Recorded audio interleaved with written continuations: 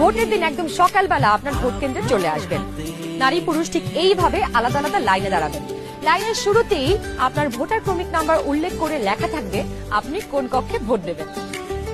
Vote কেন্দ্রের কোন কক্ষে আপনি ভোট দিবেন সে বিষয়ে আনসাররাও আপনাকে সহায়তা করবেন। এরপর আপনি সোজা চলে যাবেন আপনার ভোট কক্ষে। কিভাবে নারী এবং পুরুষ ভোটারদের আলাদা রুমে ভোট গ্রহণ করা হচ্ছে চলুন দেখে আসি। কক্ষগুলোর বাইরেও ভোটার ক্রমিক নম্বরগুলো লেখা থাকবে। প্রথমেই একজন পোলিং অফিসার আপনার নাম এবং ভোটার নম্বর জিজ্ঞাসা করবেন। তারপর আপনার চেহারার সাথে আপনার ভোটার তালিকায় থাকা ছবি মিলিয়ে দেখবেন। এটা আমি, এখানে একটু খারাপ আসছে ছবি। বাবার নাম আনিসুজ্জামান। ভোটার আয়শা খানম, ভোটার নং 0157।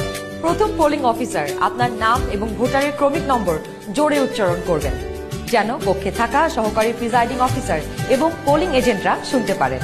এরপর দ্বিতীয় পোলিং অফিসার আপনার আঙুলে অমোচনীয় কালি লাগিয়ে দেবেন। তারপর আপনি চলে যাবেন সহকারী প্রিজাইডিং অফিসারের টেবিলে। প্রিজাইডিং অফিসার আপনার ভোটার নাম্বার লিখে আপনাকে দুটো ব্যালট পেপার দেবেন।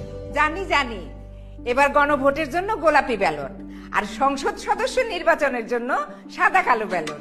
বাহ! ব্যালট পেপার নেবার সময় আপনাকে স্বাক্ষর করতে হবে। আপনি চাইলে টিপসই দিতে পারেন।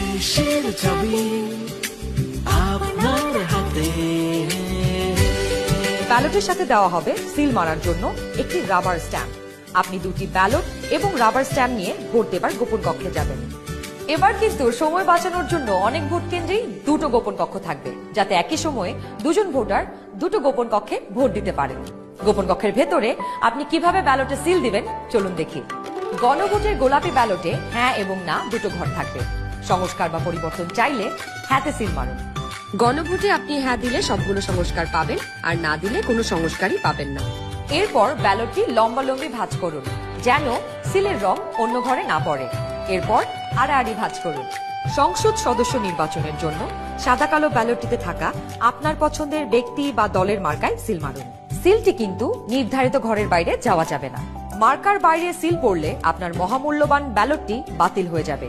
সিল মারার পর এই ব্যালটটিও প্রথমে লম্বালম্বি ভাঁজ করুন যেন সিলের কালি অন্য মার্কায় না লাগে। এরপর আড়াআড়ি ভাঁজ করুন। এবার গোপন কক্ষ থেকে বের হয়ে স্ট্যাম্পটি সহকারী প্রিজাইডিং অফিসারকে ফেরত দিন এবং একই ব্যালট বক্সে দুটি ব্যালট পেপার ফেলুন। ব্যাস হয়ে গেল একদিনে 2 ভোট।